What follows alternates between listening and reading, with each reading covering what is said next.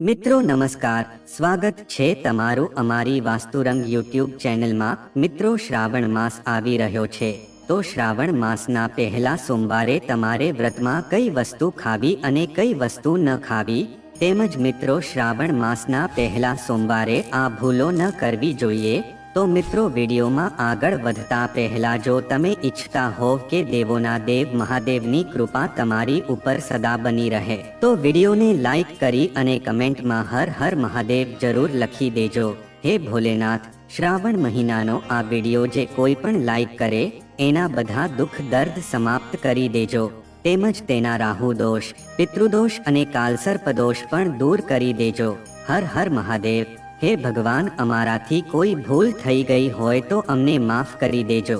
મિત્રો આ વખતે 2024માં કેટલા શ્રાવણ સોમવાર આવી રહ્યા છે, તો મિત્રો આજે આપણે આ બધી જ વાતનું સમાધાન વિશે વાત કરશું, તેમજ વ્રતમાં કઈ વસ્તુ ખાવી અને કઈ વસ્તુ ન ખાવી એ બધી જ વસ્તુ વિશે જાણીશું। મિત્રો શ્રાવણ મહિનો આવી રહ્યો છે, તો આવા સમયમાં મિત્રો દરેક લોકો છે એ મહાદેવને ખુશ કરવા માંગે છે।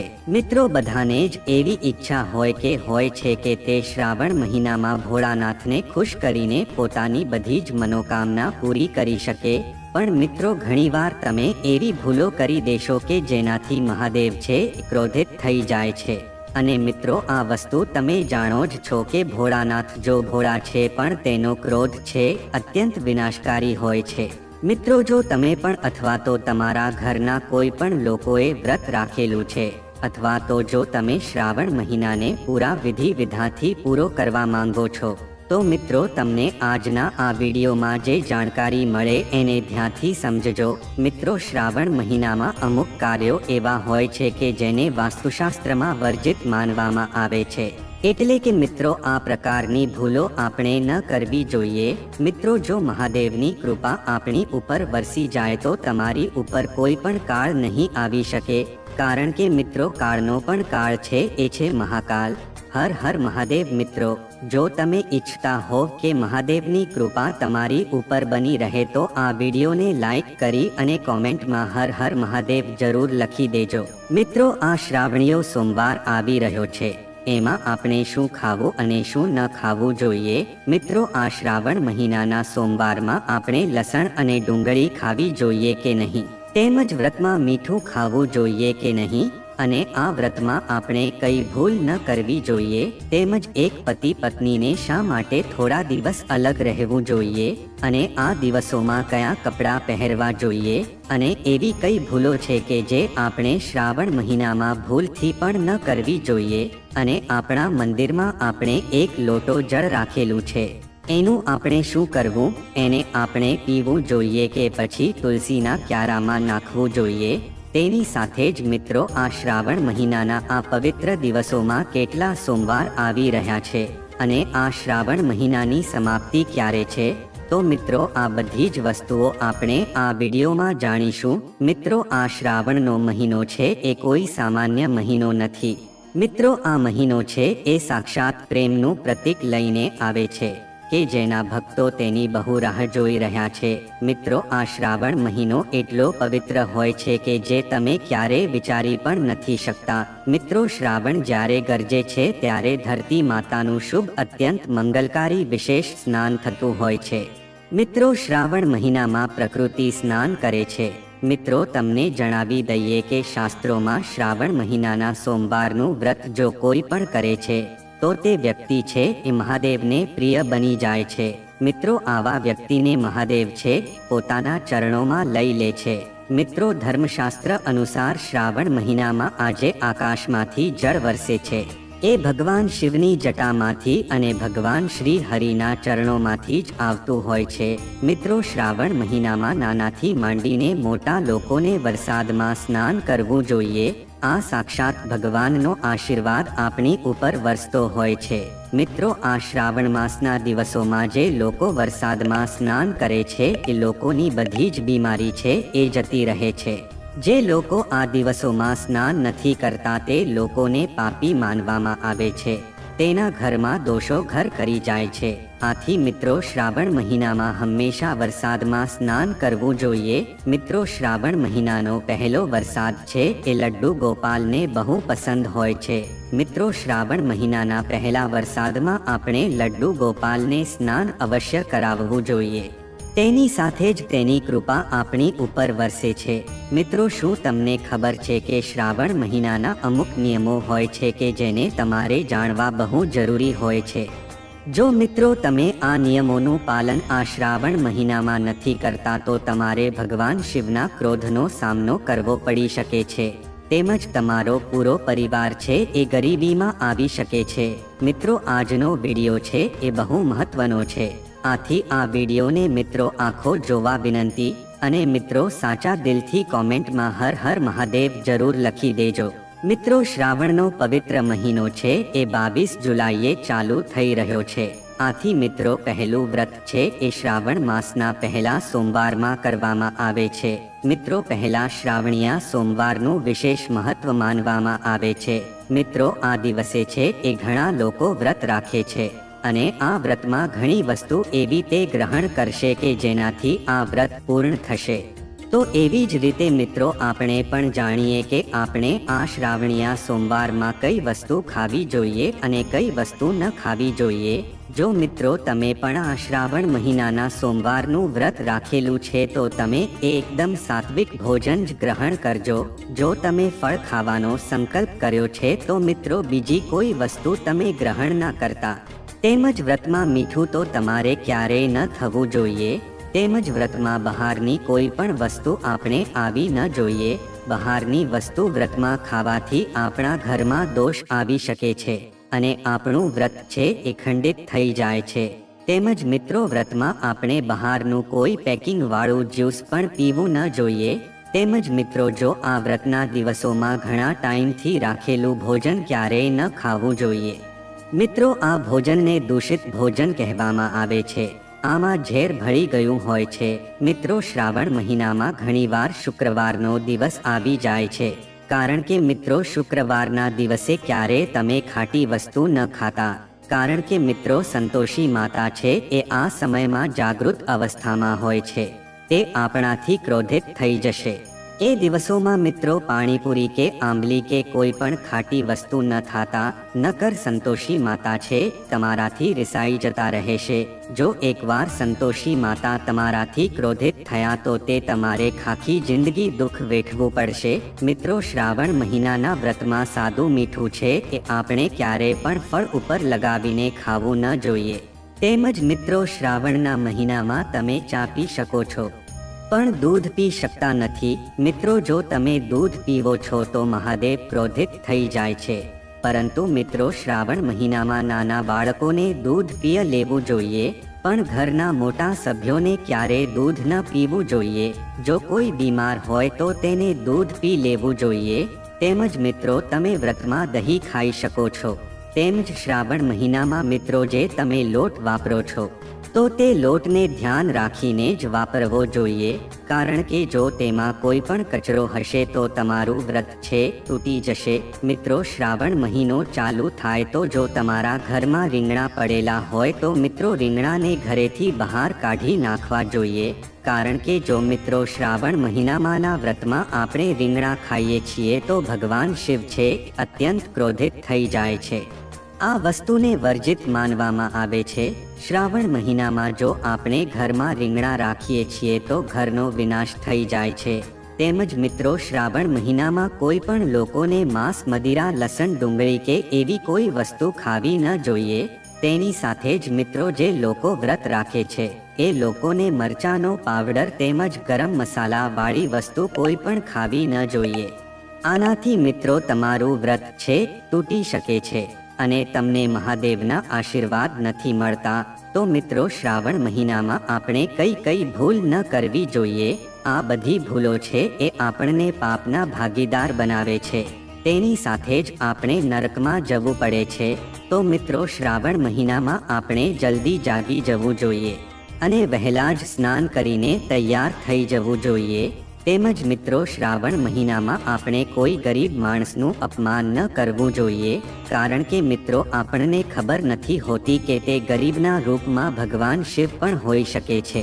કારણ કે મિત્રો શ્રાવણ મહિનામાં ભગવાન શિવ છે પોતાના ભક્તોની પરીક્ષા લેવા આવે છે.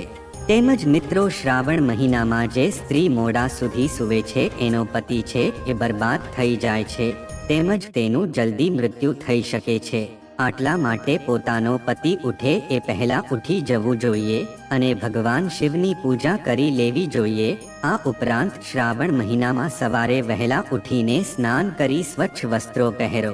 તમારા ઘરની નજીક સ્થિત શિવ મંદિરમાં જઈ ભગવાન ભોળાનાથને ગંગાજળ, દૂધ, દહીં, મધથી અભિષેક કરો. ભોળાનાથનો રુદ્રાભિષેક કરતી વખતે ઓમ નમઃ શિવાય મંત્રનો સતત જાપ કરતા રહો. બાદમાં શિવલિંગ પર બિલીપત્ર, ભાંગ, ધતુરા અને શમીપત્ર ચઢાવો. ભગવાન શિવને ફળ અને ફૂલ અર્પણ કર્યા બાદ શિવ ચાલીસાનો પાઠ કરો અને ભગવાન શિવની આરતી કરો. બીજી તરફ વિવાહિત મહિલાઓ શ્રાવણમાં આવતા સોમવારે વ્રત રાખે છે અને માં પાર્વતીને 16 શણગાર અર્પણ કરીને તેમના પતિ અને પરિવારના લાંબા આયુષ્ય અને સુખ સમૃદ્ધિની કામના કરે છે. તેની સાથે જ સોમવારનો વ્રત તમારે અવશ્ય કરવું જોઈએ. આ સોમવારનું વ્રત કરવાથી ધન લક્ષ્મીનો વાસ રહે છે. આ શ્રાવણ મહિનામાં પતિ પત્નીએ મિલન ન કરવું જોઈએ.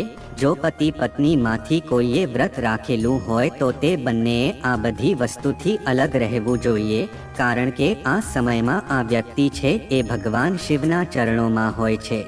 તેમજ મિત્રો શ્રાવણ મહિનામાં સાવ કાળા કપડાં પહેરીને શિવજીના મંદિરે ન જવું જોઈએ. તમે ઘરે કાળા કપડાં પહેરી શકો છો, પણ તમે મંદિરે કાળા કપડાં પહેરીને નથી જઈ શકતા. જો કે શ્રાવણ મહિનાના સોમવારમાં લસણ અને ડુંગળી ખાવી જ ન જોઈએ, પણ જો તમારે વ્રત હોય છે તો ઘરના બધા જ સભ્યોએ લસણ અને ડુંગળી ન ખાવી જોઈએ. તેમજ મિત્રો શ્રાવણ મહિનામાં ઘરમાં ગંદકી ન હોવી જોઈએ. આનાથી મિત્રો પ્રકૃતિ છે આપણાથી રિસાઈ જાય છે. તેમજ મિત્રો શ્રાવણ મહિનામાં આપણા ઘરમાં જે મંદિર હોય છે એમાં આપણે ખાલી બાકસ પણ ન રાખવું જોઈએ. તેમજ શ્રાવણ મહિનામાં આપણે ઘરના કોઈ પણ સભ્યોને અપશબ્દો બોલવા ન જોઈએ. તેમજ પતિ પત્નીએ પણ એકબીજા સાથે ઝઘડવું ન જોઈએ. અને જો તમે આ ભૂલ કરશો તો ભગવાન શિવ છે તમારી ઉપર ક્રોધિત થઈ જશે.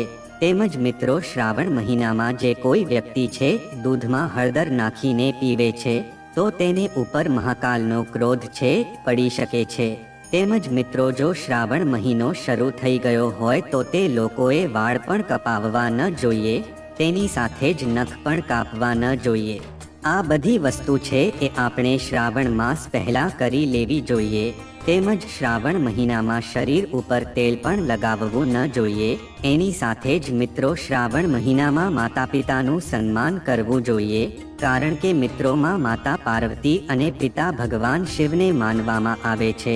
આથી મિત્રો માતા પિતામાં શંકર પાર્વતીનો વાસ હોય છે. આથી મિત્રો માતા પિતાનો આદર કરવાથી ભગવાન શિવ અને માતા પાર્વતી આપણાથી પ્રસન્ન થાય છે.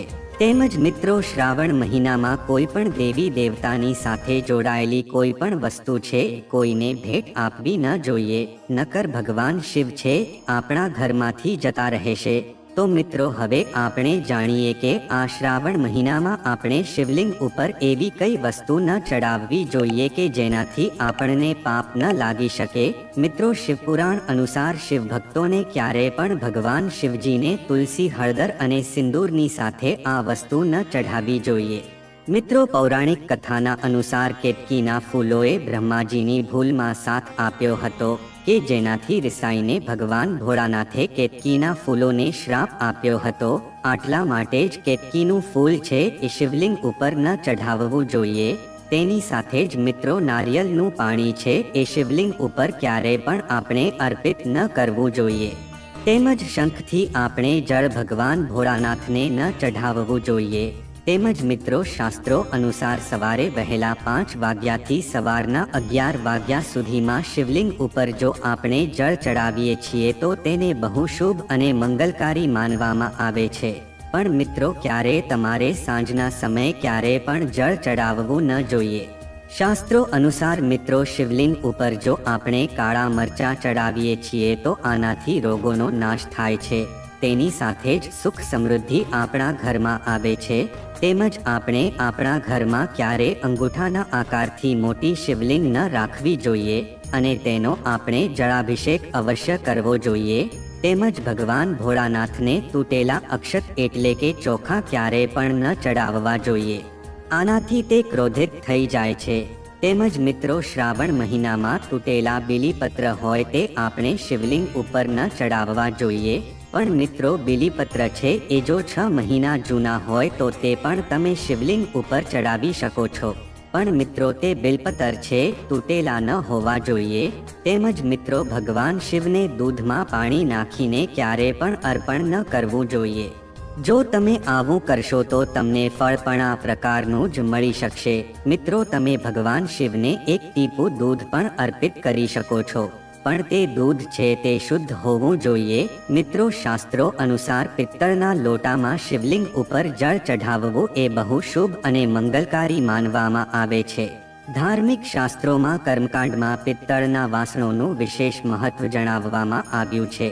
આથી મિત્રો શ્રાવણના સોમવારના દિવસે જ્યારે પણ તમે શિવલિંગને જળ ચઢાવો છો તો તે વાસણ છે અથવા તો જે પણ લોટો છે તે પિત્તળનો હોવો જોઈએ। તેની સાથે જ જ્યારે તમે શિવલિંગને જળ ચડાવો છો તો તે જળ છે આપણા પગ પાસે ન આવવું જોઈએ, આને બહુ અશુભ માનવામાં આવે છે। તેમજ તેને આપણે ટપવું પણ ન જોઈએ। તેમજ મિત્રો જ્યારે પણ આપણે શિવલિંગ ઉપર જળ ચડાવવા જઈએ છીએ તો આપણે ઘરેથી જ પાણી ભરીને જવું જોઈએ। જો આપણે મંદિરનું જ પાણી શિવલિંગ ઉપર ચડાવીએ છીએ તો તેનાથી આપણું ભાગ્ય છે એ આપણું સાથ આપતું નથી। તેની સાથે જ મિત્રો જો શ્રાવણ મહિનામાં તમે આ વસ્તુ ખાઈ લીધી તો તમને કરોડપતિ બનતા વાર નહીં લાગે, પણ મિત્રો આ વસ્તુ છે એ તમારે સાચા હૃદયથી જ ખાવી જોઈએ। તો મિત્રો આવો આપણે જાણીએ કે શ્રાવણ મહિનામાં શિવ ભક્તોએ શિવલિંગ ઉપર ચડેલ પ્રસાદના રૂપમાં ધતુરો હોય છે તે જરૂર ખાવો જોઈએ, પણ મિત્રો આ ધતુરોને ખાલી તમારે જીભ સાથે સ્પર્શ જ કરી દેવાનો છે।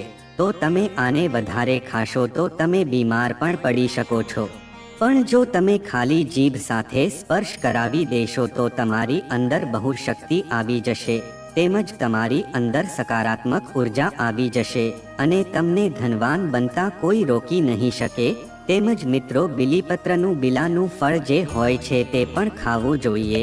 બીલું ખાવાથી માતા પાર્વતીની સાથે ભગવાન શિવની પણ કૃપા આપણી ઉપર વરસી શકે છે, તેમજ સમસ્ત 33 કોટી દેવી દેવતા છે તમને ધનવાન બનાવી દેશે। તો મિત્રો શ્રાવણ માસના વ્રતમાં આટલી વસ્તુ તમે ધ્યાને રાખી તો તમારો બેડો પાર થઈ જશે। તો મિત્રો જો આ માહિતી તમને ગમી હોય તો વિડીયોને લાઈક કરી અને ચેનલને સબસ્ક્રાઇબ પણ કરી દેજો કે જેથી કરીને અમે રોજ વાસ્તુશાસ્ત્રને લગતા વિડીયો લાવતા રહીએ। તમારો દિવસ શુભ રહે મિત્રો, ધન્યવાદ।